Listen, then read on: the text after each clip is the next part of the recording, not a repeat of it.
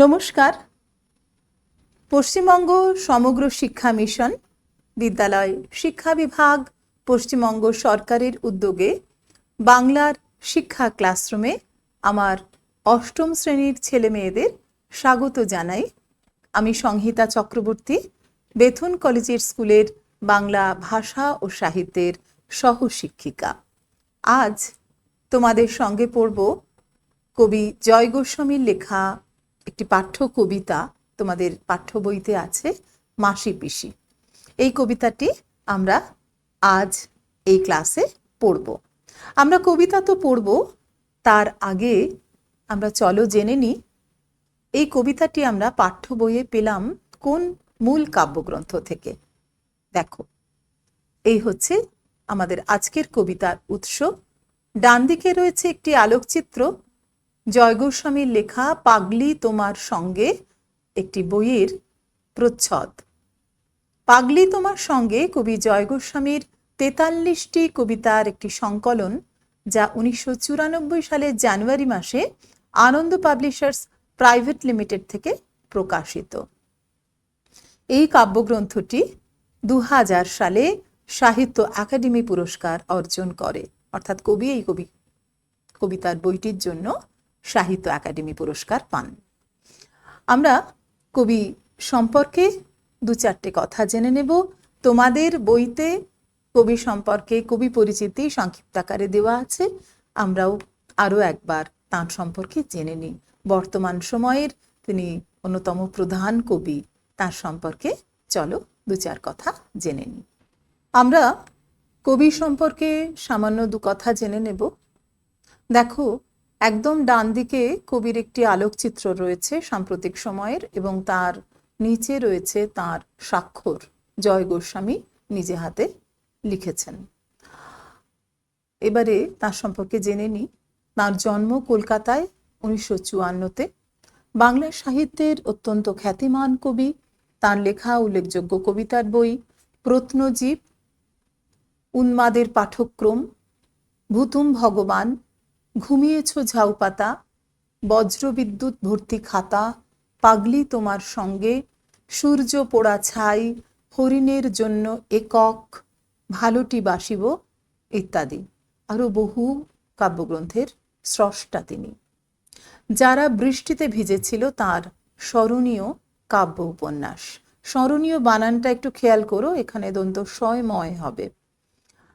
তার বিখ্যাত উপন্যাসের মধ্যে রয়েছে সেই সব শেয়ালেরা, সুড়ঙ্গ ও প্রতিরক্ষা প্রভৃতি। বাংলা সাহিত্যের আলোচনায় তার লেখা আকস্মিকের খেলা, আমার রবীন্দ্রনাথ, গোসাই বাগান ৩ খণ্ডে, এগুলি উল্লেখযোগ্য সংযোজন। সাহিত্যকৃতির জন্য তিনি আনন্দ পুরস্কার, সাহিত্য একাডেমি পুরস্কার সহ বহুবিধ সম্মানে ভূষিত হয়েছেন। জয় গোস্বামী সম্পর্কে যতই পড়বে ততই জানতে ইচ্ছা করবে।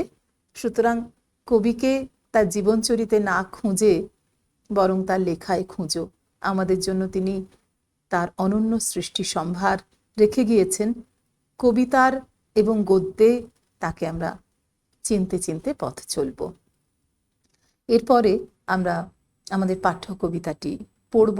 তোমাদের বইতে আছে, তবুও এখানে আমি তোমাদের জন্য একটি ছবিতে লিখে এনেছি, দেখে নাও। দেখো, মাসি পিসি, জয় গোস্বামী। আমরা পড়ি, চলো। ফুল ছুঁয়ে যায় চোখের পাতায়, জল ছুঁয়ে যায় ঠোঁটে, ঘুম পাড়ানি মাসি পিসি রাত থাকতে ওঠে। শুকতারাটি ছাদের ধারে, চাঁদ থামে তাল গাছে, ঘুম পাড়ানি মাসি পিসি ছাড়া কাপড় কাচে।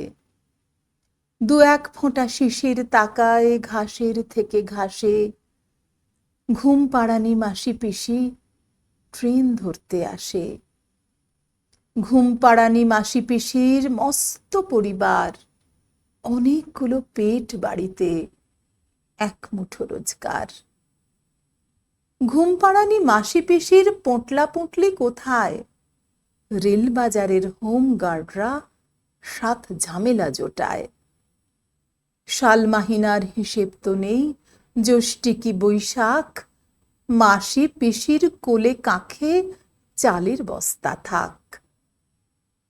শতবর্ষ এগিয়ে আসে, শতবর্ষ যায়, চাল তোলো গো মাসি পিসি, লাল গোলা বন গায়।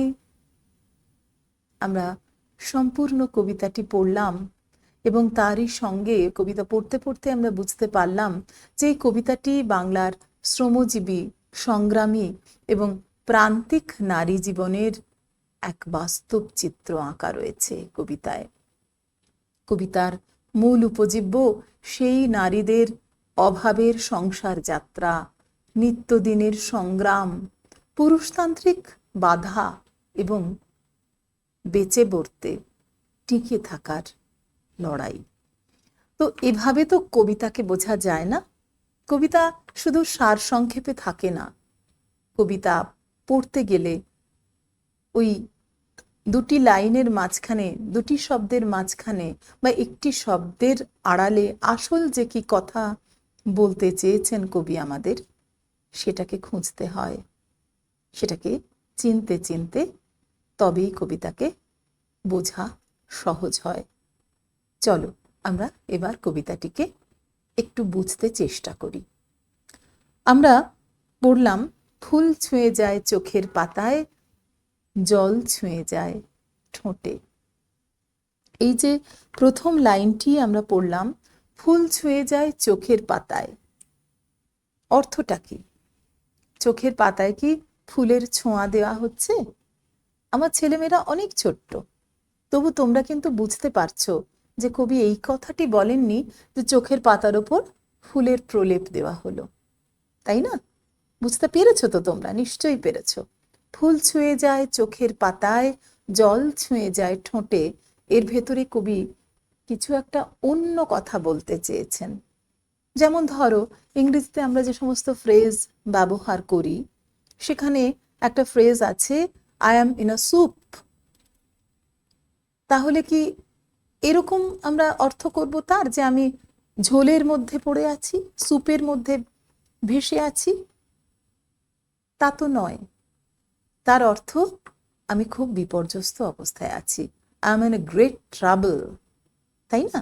সেটা বলতে হবে, বা খুব ব্যাড সিচুয়েশনে আছি। এইটা আসল কথাটি এই। তো কবিতাও কিন্তু ওই শব্দের ভেতরের শব্দের খেলা। কবিতা বোঝবার নয়, বাজবার, তাই না? জীবনানন্দ বলে গিয়েছিলেন সেই কবেই। তাহলে আমাদের প্রাণের ভেতর যখন গিয়ে তা বাজবে, তখনই আমরা বুঝবো। লাইন বাই লাইন, শব্দ থেকে শব্দে শুধু আমরা অর্থ খুঁজবো না যে 2 + 2 = 4, এটা যেমন হবেই অব্যর্থ, তেমনি কবিতায় কেউ বলতে পারে না কবি কি বলতে চেয়েছেন। কবি যা বলতে চেয়েছেন আর আমি যা বুঝলাম, দুটোর ভেতর যদি আকাশ মানে আসমান জমিন ফারাক হয়ে যায় তাহলে চলবে না ঠিকই, কিন্তু আমি আমার মতো করে পড়বো, খুঁজবো কবিকে, তার বার্তাটিকে, তিনি কি বলতে চেয়েছেন। ফুল ছুঁয়ে যায় চোখের পাতায়। চোখের পাতায় আসলে স্বপ্ন খেলা করে, হয়তো এমন বলতে চেয়েছেন যে চোখের পাতায় স্বপ্ন নেমে আসে। আর জল ছুঁয়ে যায় ঠোঁটে। ঠোঁটে জল প্রাণের প্রতীক। আমরা যখন ঘুমিয়ে থাকি, যখন গাঢ় গভীর ঘুমে মগ্ন থাকি, তখন আমরা আমাদের জীবনে যা প্রাপ্তি হয়নি কখনো, হয়তো হবেও না, সেগুলির স্বপ্ন দেখি না? অনেক বড় বড় স্বপ্ন তো দেখি, অনেক বড় ক্রিকেটার হব, অনেক বড় গায়ক হব, অনেক বড় শিল্পী হব, কবি হব, বা কোথাও বেড়াতে যাব। এমন অনেক স্বপ্ন যা আমাদের জীবনের স্বাদ আকাঙ্ক্ষা, হয়তো খুব সচেতনেও তা ভাবিনি, অবচেতনে ছিল, অথচ স্বপ্নে তাকে দেখি, বা যে মানুষটিকে দেখতে চাই, খুব ইচ্ছে করছে, তাকেও আমরা স্বপ্নে অনেক সময় দেখতে পাই। তো ফুল ছুঁয়ে যায় চোখের পাতায়, যেন সেই সুখ স্বপনের কথা। আর জল ছুঁয়ে যায় ঠোঁটে। অনেক সময় আমরা ঘুমোতে ঘুমোতে একটুখানি জিভটা চেটে নিই। আমাদের তৃষ্ণা, জীবন তৃষ্ণা আমাদের ঘুমের ভিতরে পূর্ণ হয়ে যায়।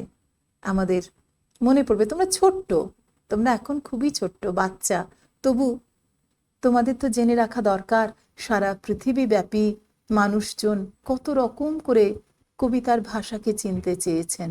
সেই রকমই একজন ফরাসি দার্শনিক রোলা বার্থ, তিনি একটা চমৎকার কথা বলেছিলেন। সেই কথা আমরা একটুখানি জেনে রাখি। তিনি বলেছিলেন 1915 থেকে 1980 তার জীবৎকাল, তিনি একজন বিশিষ্ট সাহিত্য তাত্ত্বিক ছিলেন এবং তিনি দার্শনিক তো ছিলেনই। তো তিনি বলেছিলেন যে ডিনোটেশন অর্থাৎ যে কথাটা শাব্দিক, এমন যদি বলা হয় যে এই লাল গোলাপ আমি তোমায় দিলাম, তাহলে একটা লাল গোলাপ আমি তোমায় দিচ্ছি, একেবারে বস্তুনিষ্ঠ সেই অর্থটাই তুমি বুঝলে। কিন্তু সত্যি কি তাই বুঝলে? তোমার জন্মদিনে তোমার বন্ধু একটা লাল গোলাপ তোমায় দিল, স্কুলে গিয়ে তুমি সেটা পেলে, তাতে তুমি কি বুঝলে? ওই লাল গোলাপটাই বুঝলে কি?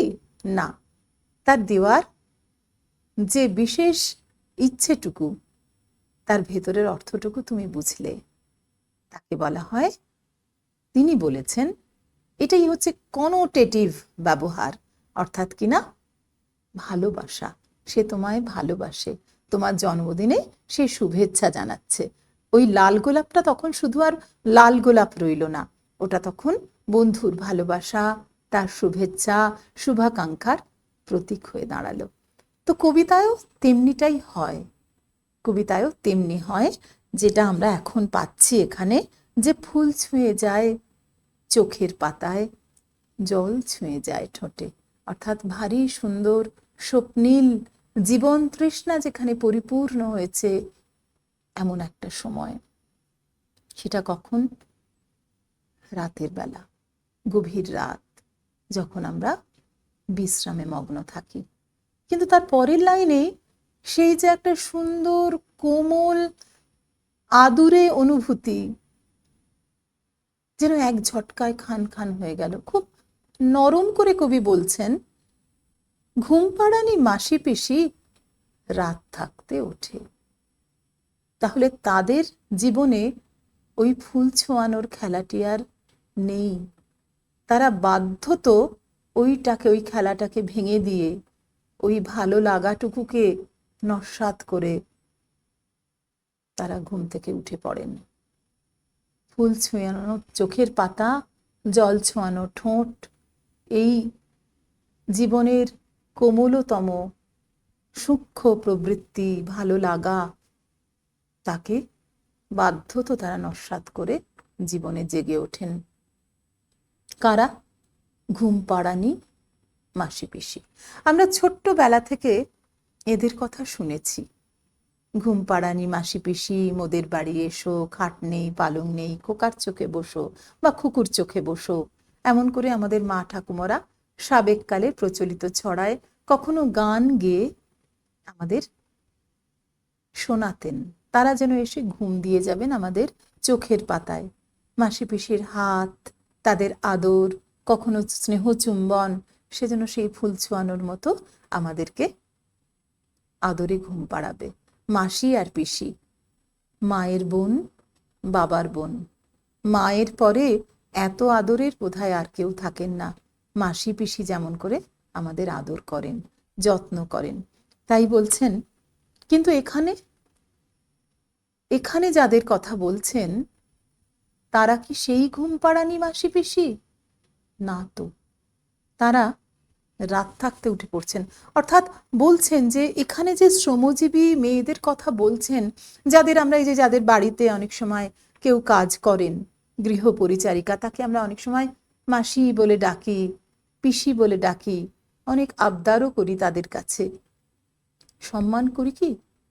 না, খুব কিছু কিন্তু করি না, সবাই করি না, হয়তো কেউ কেউ করি, করাটাই উচিত।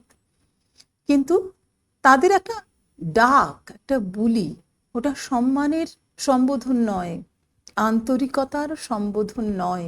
ওই মাসি পিসি ডাক শুধুমাত্র সম্বোধন, শুকনো সম্বোধন হয়ে থাকে, সেটা সম্পর্কের মধ্যে পড়েই না। কবি এখানে বলছেন কেমন একটা নরম করে, অর্থাৎ তীব্র ব্যঙ্গ কিন্তু রয়েছে। ঘুম পাড়ানি মাসি পিসি রাত থাকতে ওঠে।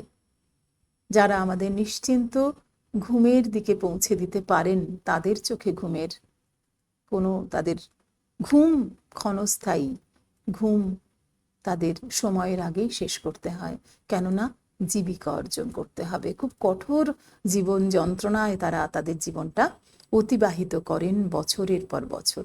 আমরা কবিতা পড়তে পড়তে সেটা জানতে পারবো।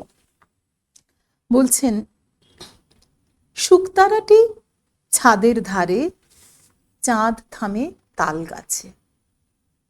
আবারও সেই কথার ভিতর কথা, হ্যাঁ, ব্যঞ্জিত অর্থ।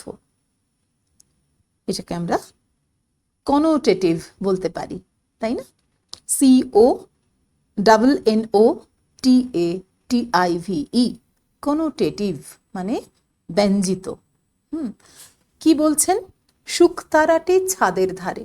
শুকতারা বা শুক্র গ্রহ, আসলে তারা তো নয়, তোমরা জানো। সেই শুকতারা ছাদের ধারে, অর্থাৎ পূব আকাশে তাকে দেখা যাচ্ছে।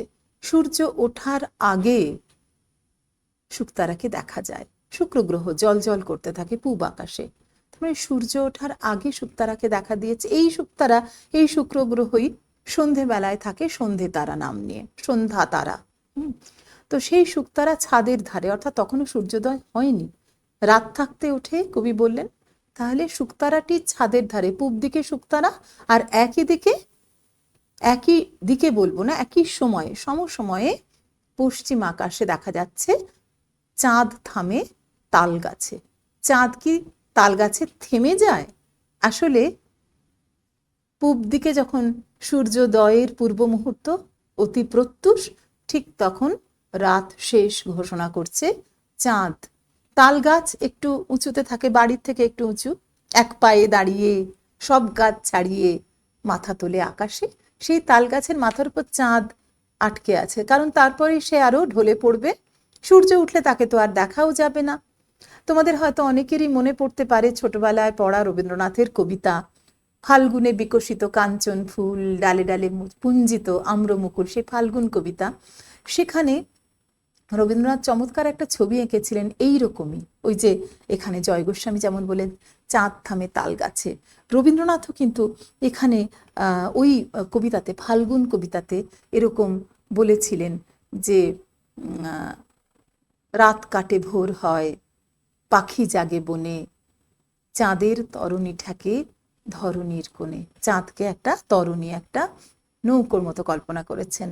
হ্যাঁ, সেই একা একা একা শয্যায় ছেলে শুয়ে শুয়ে সেটা ভাবছিল।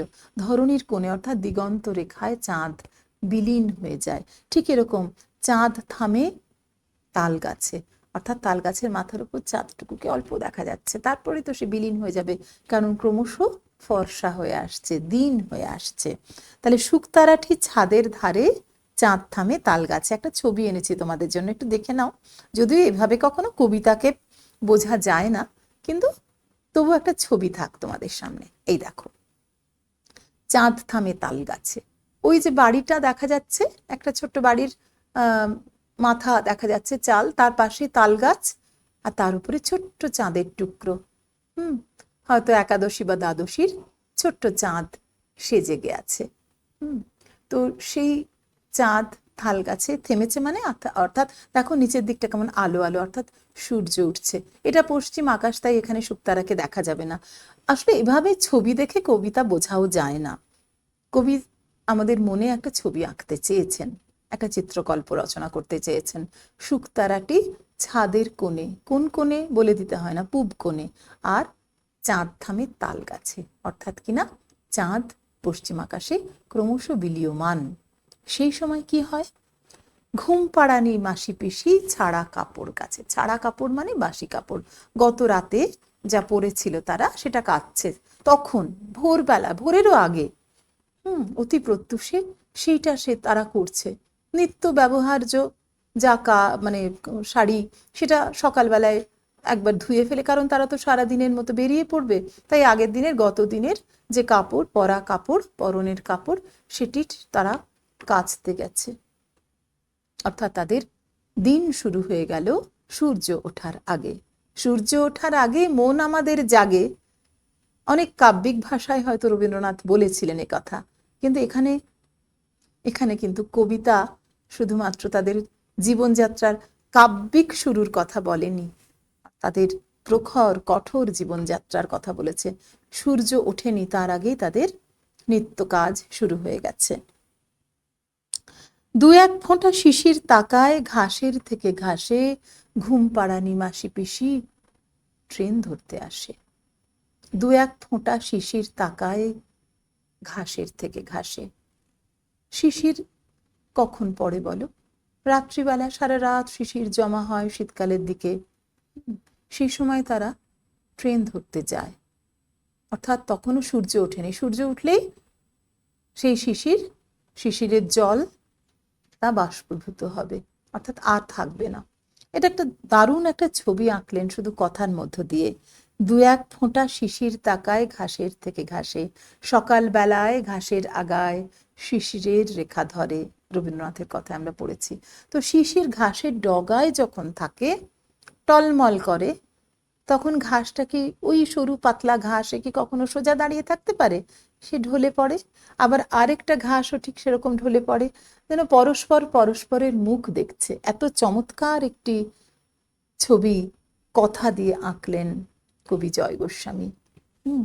দু এক ফোঁটা শিশির তাকায় ঘাসের থেকে ঘাসে, ঘুম পাড়ানি মাসি পিসি ট্রেন ধরতে আসে। অর্থাৎ তখনও সূর্য ওঠেনি, শুধু ছাড়া কাপড় কাচলো তাই নয়, কাজ, ঘরের কাজ করে তারা এবার বাইরের কাজে যোগ দিতে যাচ্ছে, ট্রেন ধরতে যাচ্ছে, ট্রেন ধরে যায়। তারা জীবিকার প্রয়োজনে, জীবিকার তাগিদে ট্রেন ধরতে যাচ্ছে। আমরা একটু দেখে নিই একটা ছবি, চলো। এই দেখো,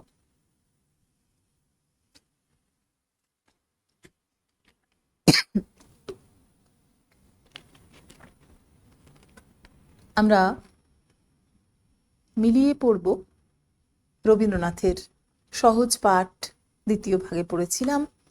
এসেছে শরৎ হিমের পরশ, লেগেছে হাওয়ার পরে, সকাল বেলায় ঘাসের আগায় শিশিরের রেখা ধরে।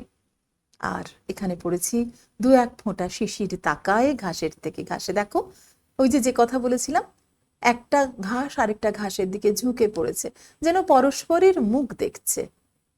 কি অপূর্ব একটা ছবি কবি আমাদের তুলে দিয়েছেন। এই ছবিটা তো আমি তোমাদের সামনে রাখলাম, কিন্তু এই ছবির দরকার নেই, তোমরা এই ছবিটা মনে মনে দেখতে পেয়েছো। কেননা যারাই ভোরবেলায় ওঠো তখন দেখতেই পাবে শরৎকালে এরকমভাবে শিশির ঝরে পড়ে, যত শীত আসে তত এরকমটা হয়। তো ঘাসের থেকে ঘাসে এইভাবে শিশির ঝরে পড়ে, আর ঘুম পাড়ানি মাসি পিসি ট্রেন ধরতে আসে। এই যে খুব সোজাসুজি কতগুলো কথা বলছি, যে ঘাসের শিশিরটা পরস্পরের দিকে তাকাচ্ছে, তাহলে ভোরবেলা বোঝাচ্ছে। শুধু কি এটুকুই বোঝালেন কবি আমাদের? এটুকু তো ছবি দিয়ে তোমরা দেখলে, তাতে কি সবটা বোঝা গেল? শিশির যেন আকাশের কান্না, সে ঝরে পড়েছে।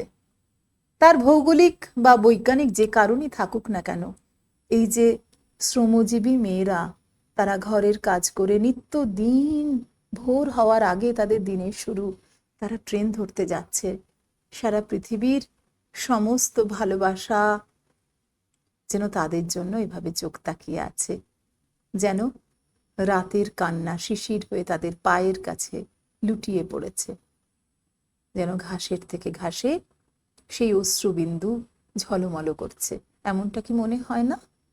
হয়তো কবি এমনটা বলতে চাননি, কিন্তু আমরা তো ভেবে নিতেই পারি পাঠকের তো কিছু স্বাধীনতা আছে।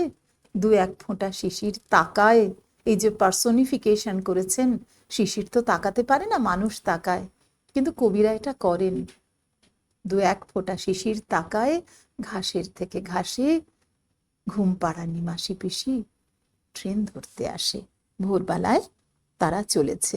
ঠিক এরকম না হলেও অন্যরকম একটা কথা এই শিশির সম্পর্কে রবীন্দ্রনাথ বলেছেন। আমরা একটা সমার্থক উদ্ধৃতিতে আবার একটু দেখে নিই, মিলিয়ে পড়ি। বহুদিন ধরে বহু ক্রোশ দূরে, বহু ব্যয় করি বহু দেশ ঘুরে, দেখিতে গিয়েছি পর্বতমালা, দেখিতে গিয়েছি সিন্ধু, দেখা হয় নাই চক্ষু মেলিয়া, ঘর হতে শুধু 2 পা ফেলিয়া, একটি ধানের শীষের উপরে একটি শিশির বিন্দু। এ কথা রবীন্দ্রনাথ লিখেছিলেন। একটা ধানের শীষের উপরে একটা শিশির বিন্দু। আমরা আগের ছবিটাই যেমন দেখলাম, কি চমৎকার। কিন্তু ঘুমপাড়ানি মাসি পিসির কি তত সময় আছে তারা দাঁড়িয়ে দাঁড়িয়ে প্রকৃতির শোভা দেখবে? কোনো সময় নেই, তারা দৌড়ে ঝাপটে ট্রেন ধরতে যাচ্ছেন। এরপর বলছেন, ঘুমপাড়ানি মাসি পিসির মস্ত পরিবার, অনেক বড় তাদের সংসার। সাধারণত এই যারা এরকম শ্রমজীবী তথাকথিত আর্থিক দুর্বল শ্রেণীর মেয়েরা, তাদের বাড়িতে তারা সবাইকে মিলে জড়িয়ে নিয়ে বাঁচে, সকলকে নিয়ে সমানে। নিজের ভাই বোন, দেওর ননদ যে যেখানে আছে, এমনকি পাড়া তুতো প্রতিবেশীরাও অনেকেই ভাই বোনের সম্মান পান। কাউকে তারা ফেলে দিতে পারে না, ওটা তাদের অভ্যেসে নেই। আর নিজের স্বামী, সংসার, সন্তান তো আছেই। অনেক বড় মস্ত পরিবার। তাদের একাধিক সন্তানও হয়। শহুরে শিক্ষিত মেয়েদের মতো তাদের ওই একটি বা দুটি সন্তানে থেমে যাওয়ার মতো ক্ষমতাও নেই। অনেক সময় তারা একাধিক সন্তানের জননিত্য স্বীকার করতে বাধ্য হন। তো সেই অনেক বড় তাদের সংসার। বলছেন, ঘুমপাড়ানি মাসি পিসির মস্ত পরিবার, অনেকগুলো পেট বাড়িতে, এক মুঠো রোজগার। অনেকগুলো পেট বাড়িতে। কি পেট থাকে? শুধু পেট মানে উদর, তার মানে অনেক সদস্য। সংসারের সদস্য সংখ্যা অনেক, কিন্তু আয় খুব সামান্য। এক মুঠো রোজগার, অর্থাৎ প্রত্যেকের উদরপূর্তির ব্যবস্থা করা সম্ভব হয় না, কিন্তু তার জন্যই তাদের উদয়াস্ত এই খাটুনি। তাই ঘুমপাড়ানি মাসি পিসির প্রাকৃতিক শোভা দেখার বা ঘুমিয়ে সময় নষ্ট করার মতো সময় নেই। ভোর হতে না হতেই সংসারে কাজ সামলে তারা ছুটে যাচ্ছেন জীবিকার তাগিদে।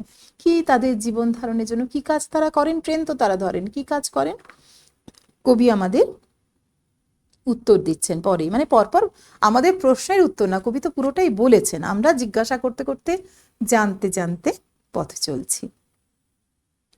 ঘুমপাড়ানি মাসি পিসির পোঁটলা পুঁটলি কোথায়? রেল বাজারের হোমগার্ডরা 7 ঝামেলা জোটায়। পোঁটলা পুঁটলি, তারা পোঁটলা পুঁটলি করে কিছু নিয়ে যান। কি নিয়ে যান পরেই আমরা জানবো। চাল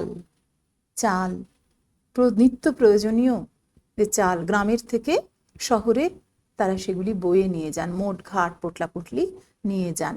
কিন্তু এই যাওয়াটা খুব সহজ হয় না। রেল বাজারের যারা হোমগার্ড, প্রহরী, তারা নানান রকমের পায় তারা কষে, নানান রকম ভাবে তাদের বিব্রত করে। রেল বাজারের হোমগার্ডরা 7 ঝামেলা। 7 মানে আক্ষরিক অর্থে 7 সংখ্যা নয়, মানে বহু, নানান রকমের অসুবিধা ঘটায়। 7 ঝামেলা জোটায়, অর্থাৎ কিছুটা চাল দিয়ে যাও, না হলে তোমাদের জায়গা দেব না, বসতে দেব না, নানান রকম বখরা চায় তারা, বিভিন্নভাবে বিব্রত করে। এই সমস্ত অত্যাচার সহ্য করে এই মাসি পিসিরা প্রতিদিন এই কাজটি করে থাকেন। এছাড়া তো তাদের উপায় নেই, তাদের মস্ত সংসার, বাড়িতে অনেক সদস্য। বলছেন, রেল বাজারের হোমগার্ডরা 7 ঝামেলা জোটায়। এই যে কথাগুলো আমরা পড়ছি, সেই কথাগুলো আমাদের দেখতে হবে যে আমরা আর কোথায় কোথায় কার কার লেখায় পাচ্ছি। তার আগে আর দুটো লাইন পড়ে নি। শাল মাহিনার হিসেব তো নেই, জ্যৈষ্ঠী কি বৈশাখ, মাসি পিসির কোলে কাঁখে চালের বস্তা থাক। যেন লক্ষ্মীর মতো। লক্ষ্মী তো কোলে ধন নিয়ে থাকেন, ধানই ধন গ্রামের মানুষের কাছে আজও, আমাদের কাছেও তাই। তারা যোগান বলে আমরা বাড়ি বসে খেতে পারি। ওই ঘুমপাড়ানি মাসি পিসিরা হয়তো বাড়ি বাড়ি এসে ঘুম বুলিয়ে যান না, কিন্তু তারা এই কষ্ট করে চালের যোগান দেন বলে বাজার থেকে আমরা চাল কিনে খাই। তার পেছনে মজুতদারদের কষ্টটুকু দেখি না, জানিও না। কবি তাদের কথা তুলে ধরেছেন আমাদের কাছে। বলেছেন যে নিজেদের জন্য যাদের সময় নেই, অন্যের ঘুমের ব্যবস্থা, অন্যের স্বস্তির ব্যবস্থা তারা করেন। এবং শাল মাহিনার হিসাব তো নেই। এখানে মাহিনা অর্থে মাস।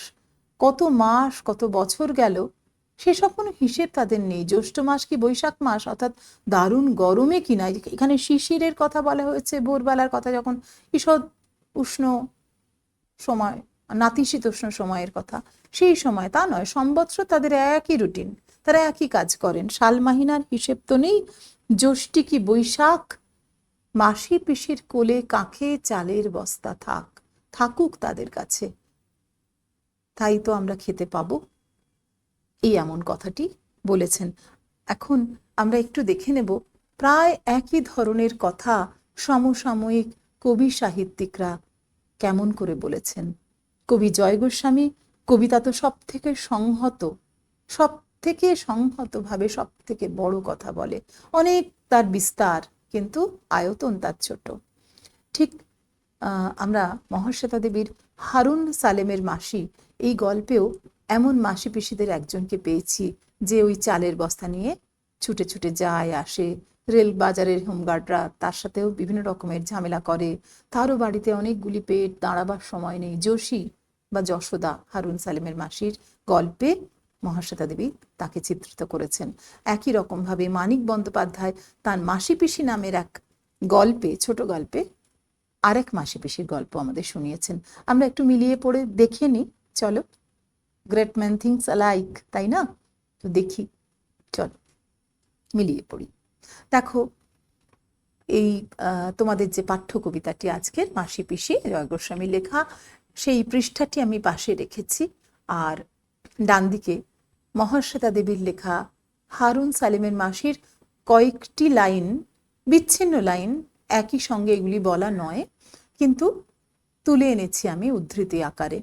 যশোদারা কজন রোজ সকালে গাড়িতে কলকাতা যায়, দুপুরে ফেরে। এই যে মাসি পিসি রোজ সকালে বেরোয়, ঠিক সেরকমই। আবার যোশী প্রায় ছুটে চলে গেল। যোশীরা হাঁটে না, ছোটে, আসলে ওরা চাল বয়, শহরে যায়, সঙ্গে শাক পাতা, নারকেল পাতার কাঠি যা পায় নেয়। দাঁড়িয়ে কথা ওরা সকালবেলায় বলতে পারে না।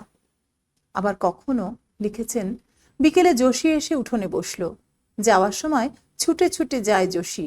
ওদের পুরুষরা কোনো দিন ভাত কাপড় দেয় না, যোশীর বড় দেয় না। ওদের মেয়েরা আশা করে না পুরুষেরা ভাত কাপড় দেবে, যোশীও করে না। যোশীরা শরীরে খেটে সংসার বেঁধে তোলে, ছেলেপিলেকে জন্তুর মতো জাপটে ভালোবাসে, আর স্বামীদের খুব তোয়াজ করে ভুলিয়ে রাখে।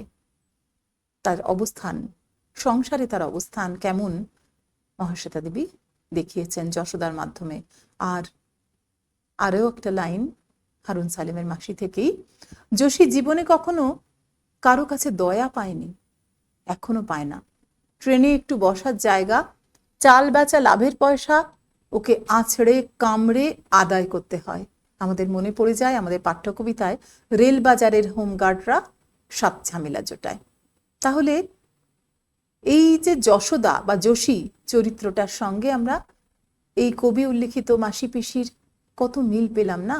আসলে মাসি পিসি তো কোনো নির্দিষ্ট দুজনের কথা নয়, এটি একটি শ্রেণীর কথা, শ্রমজীবী মেয়েদের কথা, যা কবি আমাদের এখানে বলেছেন। মানিক বন্দ্যোপাধ্যায়ের মাসি পিসি ছোট গল্প থেকেও আমরা একটুখানি দেখে নিই। শহরের বাজারে তরিতরকারি ফলমূলের দাম চড়া, গাঁ থেকে কিনে যদি বাজারে গিয়ে বেঁচে আসে তারা, কিছু রোজগার হবে। একা মাসির ভরসা হয় না শালতি বেয়ে অত দূরে যেতে, যাওয়া আসাও একা দ্বারা হবে না তার। পিসি রাজি হয়েছিল, এতে কিছু হবে কি না হবে ভগবান জানে, কিন্তু যদি হয় তবে রোজগারের একটা নতুন উপায় মাসি পেয়ে যাবে, আর সে পাবে না, তাকে না পেলে অন্য কারো সাথে যদি হয়তো মাসি বন্দোবস্ত করবে। তা কি পারে পিসি ঘটতে দিতে? সেই থেকে শুরু হয় গেরস্তের বাড়তি শাকসবজি ফলমূল নিয়ে মাসি পিসির শহরের বাজারে গিয়ে বেঁচে আসা। তাহলে এখানেও আর এক মাসি পিসির কথা আমরা পেলাম। তাহলে দেখছি তো আমরা বিভিন্ন কবি বা সাহিত্যিক তারা বলেছেন। এখানে আমরা কবিদের কথা পেলাম না, মহাশ্বেতা দেবী এবং মানিক বন্দ্যোপাধ্যায় দুজনে তাদের ছোট গল্পে বলেছেন এই ধরনের শ্রমজীবী মানুষীদের প্রতিদিনের জীবনচর্যার কথা, কিভাবে তারা কত কষ্ট করে ট্রেনে গিয়ে চাল বিক্রি করে বা অন্য কিছু করে তাদের জীবিকা অর্জন করে, সংসারকে বাঁচিয়ে রাখে, কারুর প্রত্যাশা করে না। আমরা এখানেও তাই দেখলাম, কবিতাতেও আমরা তাই দেখেছি।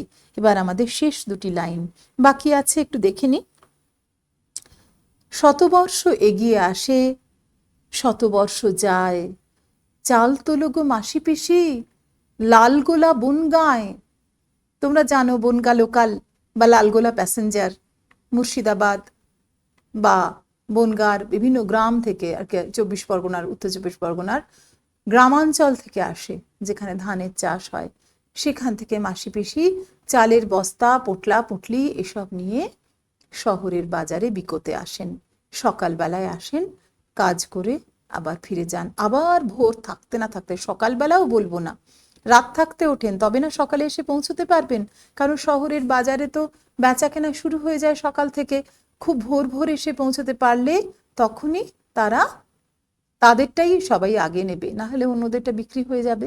তাই তারা খুব চেষ্টা করেন, নিজেদের চোখের ঘুম মুছে ফেলে তারা সকাল সকাল শহরের বাজারে পৌঁছতে চেষ্টা করেন। গাঁ থেকে গঞ্জে আসেন, গঞ্জ থেকে শহরে যান, এভাবে।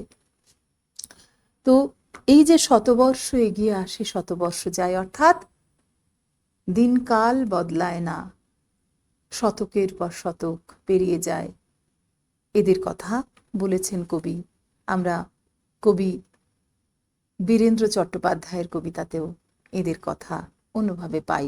দেখো, এদের কথাই নয়, সেখানে বীরেন্দ্র চট্টোপাধ্যায় আমাদের বলেছেন সাধারণ শ্রমজীবী মানুষের কথা। মিলিয়ে পড়িনি আমরা। শতবর্ষ এগিয়ে আসে, শতবর্ষ যায়, রাজা আসে যায়, রাজা বদলায়, নীল জামা গায়, লাল জামা গায়, এই রাজা আসে, ওই রাজা যায়, জামা কাপড়ের রং বদলায়, দিন বদলায় না। বীরেন্দ্র চট্টোপাধ্যায় বলেছেন এ কথা, মোক্ষম কথা, অমোঘ সত্য, তিক্ত বাস্তব, যা জয় গোস্বামীও আমাদের দেখিয়েছেন। শতবর্ষ পেরিয়ে যায়, কিন্তু মাসি পিসির জীবনযাত্রা বদলায় না। প্রজন্ম থেকে প্রজন্মান্তরে এই শ্রেণীর মেয়েরা একই কাজ করে যায়, কোলে কাখে চালের পোটলা পুটলি নিয়ে। অত ভোরবেলায় রাত থাকতে উঠে তারা জীবন সংগ্রামে, জীবন যুদ্ধে ঝাঁপিয়ে পড়ে। সেখানেও তাদের স্বস্তি নেই, সেখানেও তাদের বিভিন্ন রকমভাবে বিব্রত করা হয়, লাঞ্ছনা করা হয়। আবার বাড়ি ফিরে তারা পরের দিনের জন্য প্রস্তুতি নেয় রাত্রিবেলায়। তো এই যে মাসি পিসি কবিতাটি আমরা পড়লাম, বারবারই বলছি যে দেখো, এই সংগ্রামী যে জীবন, সেই শ্রেণীর সংগ্রামকেই কবি চিত্রিত করেছেন এখানে। কিন্তু আমরা তাদেরকে দেখেও দেখি না, জেনেও জানি না।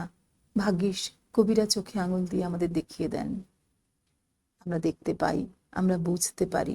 সাহিত্য পড়ার আসল উদ্দেশ্য কিন্তু জগৎ ও জীবনকে চেনা। সাহিত্য তো জীবনের দর্পণ, আর কবিরা চমৎকারভাবে সেটাই আমাদের দেখিয়ে দেন। বিশেষত জয় গোস্বামীর মতো কবি, তিনি দেখিয়ে দেন। আমরা কবিতাটি সম্পর্কে একটুখানি জেনে নিই, সার সংক্ষেপ। পরীক্ষার জন্য তো সেভাবে প্রস্তুত হতেই হবে। তবে আমি ছেলে মেয়েদের বলবো, যেভাবে আমি তোমাদের বলছি হুবহু সেভাবে উত্তর দিও না, নিজে বোঝার চেষ্টা করো কবির লেখা এবং নিজে উত্তর লেখার চেষ্টা করবে। চলো দেখে নি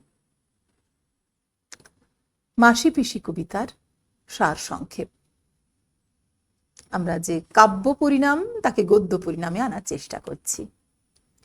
পাঠ্য মাসি পিসি কবিতায় সমাজের কঠোর জীবন সংগ্রামী মাসি পিসিদের জীবনের ছবি আঁকা হয়েছে।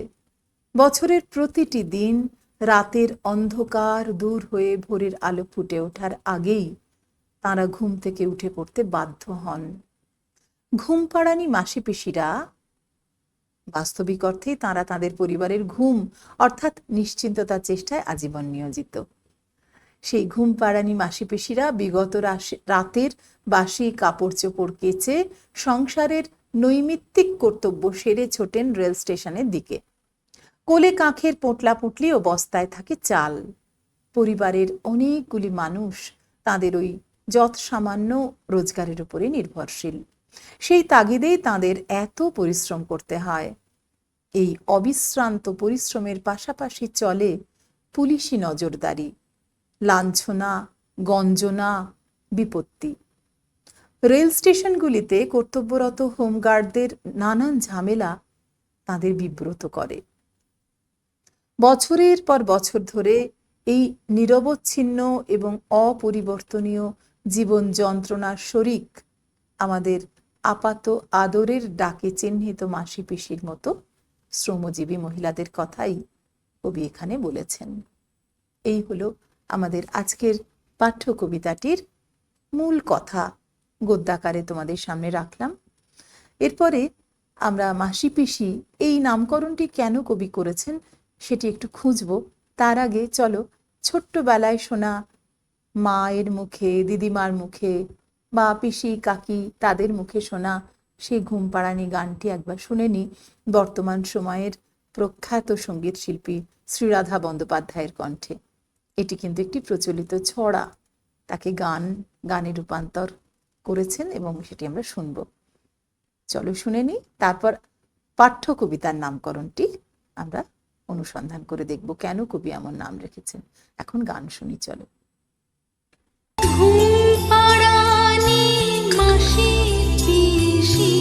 মোদের বাড়ি এসো, ঘুম পাড়ানি মাসি পিসি মোদের বাড়ি এসো। খাট নাই পালং নাই চোখ পেতে বসো, চোখ পেতে বসো।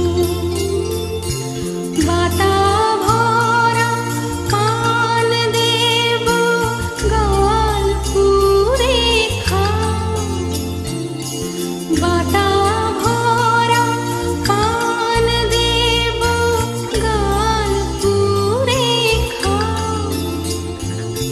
খোকার চোখে ঘুম নাই, ঘুম দিয়ে যাও, ঘুম দিয়ে যাও। কি স্নিগ্ধ কণ্ঠে আমরা আমাদের ছোটবেলার ঘুম পাড়ানি গানটি শুনে নিলাম, তাই না? দোলনা ঠেলে ঠেলে মা ঠাকুমা ঘুম পাড়ান, কোলে নিয়ে ঘুম পাড়ান। কিন্তু এই যে ঘুম পাড়ানি মাসি পিসি যাদের এত রকমভাবে বলা হয়েছে, আদরের সম্পর্ক বা প্রকৃত অর্থেই মাসি এবং পিসি, তাদের সঙ্গে আমাদের বড় নিকট সম্পর্ক, কত যত্নের সম্পর্ক। আমরাও তাদের কত ভালোবাসি, মায়ের মতোই তাদের দেখি, সম্মান করি। কিন্তু এখানে যে শ্রমজীবী মানুষের কথা বলা হয়েছে, যাদের ওই যে আমরা শুধুমাত্র সম্বোধন করার জন্য মাসি বা পিসি বলে ডাকি, তাদের জীবন সংগ্রামের খোঁজ কি আমরা নিই কখনো? না, কবি তাঁদের কথাই বলেছেন। বছর গড়িয়ে নতুন বছর আসে, এদের জীবন সংগ্রামে কিন্তু ভাঁটা পড়ে না, অপরিবর্তনীয় এদের জীবন সংগ্রাম। সেই দিকেই কবি সেই তাদের যে বছরের পর বছর, দশক শতক পেরিয়ে একই রকম যন্ত্রণা জীবনযাত্রা, এক মাসে পিসে জীবন ফুরায়, তার মেয়েরা আবার সেই জীবনে ঝাঁপ দেয়। এদের জীবনের কোনো শেষ হয় না। তো সেই রকম জীবনযাত্রার ধরনের কোনো পরিবর্তন ঘটে না, সেটাই কবি এখানে বলেছেন। চলো আমরা নামকরণ সম্পর্কে একটু জেনে নিই। এই দেখো নামকরণ। কবি জয় গোস্বামীর মাসি পিসি নামক কবিতাটির মধ্যে আপাত দৃষ্টিতে গ্রাম থেকে শহরে আসা চাল পসারিনীদের ছবির অন্তরে নিহিত আছে মহিলা শ্রমজীবীদের নিত্য জীবন সংগ্রামের বার্তা। পরিবারের মুখে দুমুঠো ভাত তুলে দেওয়ার জন্য এরা রাত থাকতে উঠে বাসি জামা কাপড় কেচে ট্রেন ধরতে ছুটে যান। সামান্যতম আরাম আয়েশের কোনো অবকাশ তাঁদের নেই। জীবিকার পথেও তাঁদের নানা প্রতিবন্ধকতার মুখে পড়তে হয়। রেলবাজারের হোমগার্ডরা বহুবিধ ঝামেলা সৃষ্টি করে। এইসব নিত্য ঝঞ্ঝাট সহ্য করেও এদের যাপন বিরামহীন, কারণ দৈনন্দিন রোজগারই এদের নিজেদের ও আত্মজনেদের বাঁচিয়ে রাখবার একমাত্র উপায়। নামকরণের যথার্থ অনুসন্ধান করে আমরা দেখি, প্রথমত আমরা ছেলেবেলার প্রচলিত ঘুমপাড়ানি ছড়াতে ঘুমপাড়ানি মাসি পিসিদের কথা তো জেনেছি, যাদের খোকার চোখে ঘুমের আবেশ এনে দিতে রীতিমতো নিমন্ত্রণ করা হতো, মোদের বাড়ি এসো, এইমাত্র আমরা গান শুনলাম। কিন্তু বাস্তবের মাসি পিসিরা নিজেদের চোখের ঘুমকে সরিয়ে রেখে কঠিন জীবন সংগ্রামের পথে রত। তাই বলা যায়, লোকজ উপাদান বা ঐতিহ্যের প্রতি সচেতনতা এবং অন্যদিকে প্রবল বাস্তব বোধের পরিচয় এই নামকরণকে অনন্য ব্যঞ্জনা দিয়েছে। দ্বিতীয়ত আমরা বলতে পারি, শ্রমজীবী মানুষের সঙ্গে তথাকথিত শহুরে শিক্ষিত মানুষের অনেক সময় ব্যক্তিগত সম্পর্ক গড়ে ওঠে না। তাই তাদের প্রকৃত নামধাম থেকে থাকলেও সে নামগুলি থাকে আমাদের অজানা। কেজ সম্বোধনে তারা শুধুই মাত্র মাসি বা পিসি। অতএব এই দ্বিমুখী বিশ্লেষণে বলা যায় যে কবিতাটির নামকরণ সার্থক। আমরা কবিতার নামকরণ জানলাম। এবার তোমাদের পাঠ্য বইয়ের অনুশীলনী পর্বে যে প্রশ্নগুলি আছে সেগুলি উত্তর দেওয়ার চেষ্টা করেছি আমি। তোমাদের কাছে আবারও অনুরোধ, তোমরা কিন্তু উত্তরগুলো পড়ে তার ধরনটা বুঝে নিয়ে যদি তোমাদের মনে হয় উত্তর ঠিক আছে সেভাবে লিখবে, না হলে নিজের যদি আরো কিছু বলার থাকে, মনে হয় যে না আরেকটু অন্যভাবে ভাবি, সেরকম ভাবেও তোমরা ভাবতে পারো এবং অবশ্যই নিজে হাতে নিজের ভাষায় লিখবে। তবেই কিন্তু বাংলা ভাষাটিও তোমাদের আয়ত্ত হবে, মাতৃভাষা, আর কবিকেও চিনতে সুবিধা হবে। দেখি চল প্রশ্নগুলি আমরা প্রশ্নোত্তর পর্বে দেখে নিচ্ছি। মাসি পিসি কবিতায় মাসি পিসি কারা? উত্তর, কবি জয় গোস্বামীর লেখা মাসি পিসি কবিতায় উল্লিখিত মাসি পিসিরা বস্তুত দরিদ্র শ্রমজীবী মহিলা শ্রেণীর প্রতিনিধি। তারা সংসার চালানোর তাগিদে কাক ভরে বনগা লোকাল বা লালগোলা প্যাসেঞ্জারের মতো বিভিন্ন ট্রেনে সম্বৎসর চালের বস্তা নিয়ে শহরে আসেন, দিন শেষে চাল বিক্রির টাকা নিয়ে ঘরে ফেরেন। এখানে মনে রেখো, কবি যে এই মাসি পিসি যেমন প্রতীক বনগা লোকাল বা লালগোলা প্যাসেঞ্জার ছাড়া যে মাসি পিসিরা বা এই শ্রেণীর মানুষরা ওঠেন না তা নন। কবি শুধুমাত্র দুটি নাম দিয়েছেন, যেমন শ্রেণীর সংগ্রাম বোঝাতে মাসি পিসি উল্লেখ করেছেন। দ্বিতীয় প্রশ্নে যাই। শুকতারাটি ছাদের ধারে, চাঁদ থামে তাল গাছে, এই পংক্তিটির মাধ্যমে দিনের কোন সময়ের কথা বলা হয়েছে? তোমার উত্তরের পক্ষে যুক্তি দাও। উত্তর, কবি জয় গোস্বামী রচিত মাসি পিসির শীর্ষক কবিতা থেকে উদ্ধৃত পংক্তিটির মাধ্যমে ভোরের প্রাক মুহূর্তের কথা বলা হয়েছে। আমরা জানি সূর্যোদয়ের কিছু আগেই আকাশে শুকতারা, আসলে শুক্র গ্রহকে পূব আকাশে দেখা যায়, আর অন্যদিকে রাতের বিদায়ী চাঁদ তাল গাছে থেমে যায়, অর্থাৎ যেন বিদায় চাওয়ার মতন ছবি তৈরির মধ্য দিয়েও ভোরের ছবি ফুটে উঠেছে। ঠিক মাঝরাত আর খুব ভোর, তার মাঝামাঝি সময়টুকু, তাই না? এই দুই ঘটনার মধ্য দিয়ে কবিতায় নিশ্চিতভাবেই ভোরের কথা বলতে চেয়েছেন বলে মনে করি। শুকতারাটি ছাদের ধারে, চাঁদ থামে তাল গাছে, সূর্যোদয়ের প্রাক মুহূর্ত। এর পরের প্রশ্ন দেখি। কোন শব্দ থেকে এবং কি করে যষ্টি শব্দটি এসেছে? তোমরা বুঝতেই পারছো, কবি একটি মৌখিক উচ্চারণের শব্দকে ব্যবহার করেছেন। উত্তর দেখে নি। কবি জয় গোস্বামীর মাসি পিসি কবিতায় লৌকিক উচ্চারণে যষ্টি শব্দটি মূলত তৎসম জ্যৈষ্ঠ শব্দ থেকে অভিশ্রুতির নিয়মে এসেছে। অভিশ্রুতি ধ্বনি পরিবর্তনের একটি নিয়ম, তোমরা পড়েছ, তোমাদের ব্যাকরণে আছে। সেই ধ্বনি পরিবর্তনের সূত্র অনুযায়ী শব্দটি ধ্বনি পরিবর্তনের নিচের ক্রম অনুযায়ী এসছে, যেমন জ্যৈষ্ঠ থেকে জ্যৈষ্ঠ, তারপর যষ্টি, জ্যৈষ্ঠ, মাঝখানে শব্দের আগম ঘটেছে, আর তারপরে যষ্টি। এরপরে শব্দের আগম ঘটেছে, আমি একটু ভুল বললাম, স্বরের আগম ঘটেছে, জয়িষ্ঠ মানে ইটা চলে গেছে যষ্টি ট এর পরে, অভিশ্রুতি। এর পরের প্রশ্ন, শতবর্ষ এগিয়ে আসে শতবর্ষ যায়, এই পংক্তির মাধ্যমে কবি কি বোঝাতে চেয়েছেন আলোচনা করো।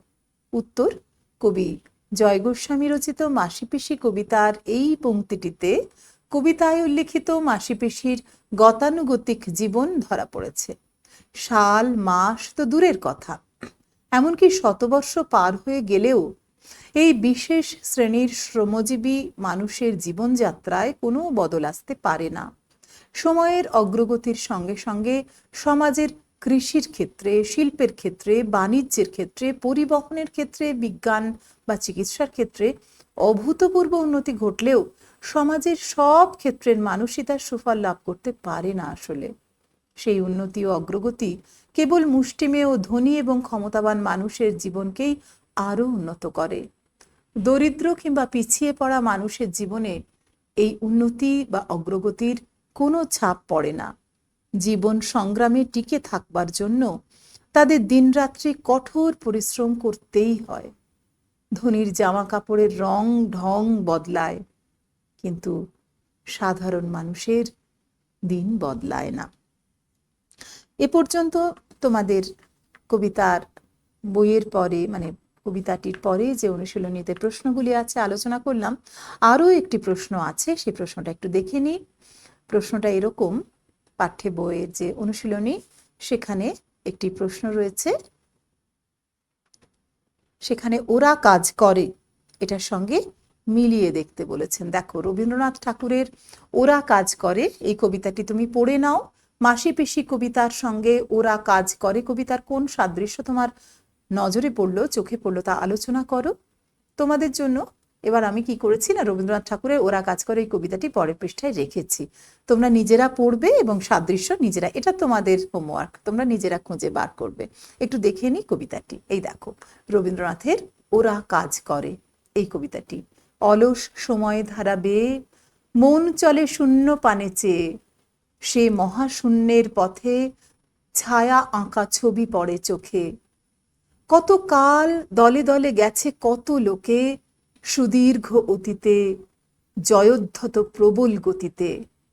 এসেছে সাম্রাজ্য লোভী পাঠানের দল, এসেছে মোগল বিজয় রথের চাকা, উড়ায়েছে ধুলি জাল, উড়িয়াছে বিজয় পতাকা। শূন্য পথে চাই, আজ তার কোনো চিহ্ন নাই। নির্মল সে নীলিমায় প্রভাত ও সন্ধ্যায় রাঙালো, যুগে যুগে সূর্যোদয় সূর্যাস্তের আলো। আর বার সেই শূন্যতলে আসিয়াছে দলে দলে, লৌহ বাঁধা পথে অনল নিঃশ্বাসী রথে প্রবল ইংরেজ, বিকীর্ণ করেছে তার তেজ। জানি তারও পথ দিয়ে বয়ে যাবে কাল, কোথায় ভাসায়ে দেবে সাম্রাজ্যের দেশ বেড়া জাল। জানি তার পণ্যবাহী সেনা জ্যোতিষ্ক লোকের পথে রেখামাত্র চিহ্ন রাখিবে না। মাটির পৃথিবী পানে আঁখি মেলি যবে, দেখি সেথা কল কল রবে, বিপুল জনতা চলে নানা পথে নানা দলে দলে। যুগ যুগান্তর হতে মানুষের নিত্য প্রয়োজনে, জীবনে মরণে।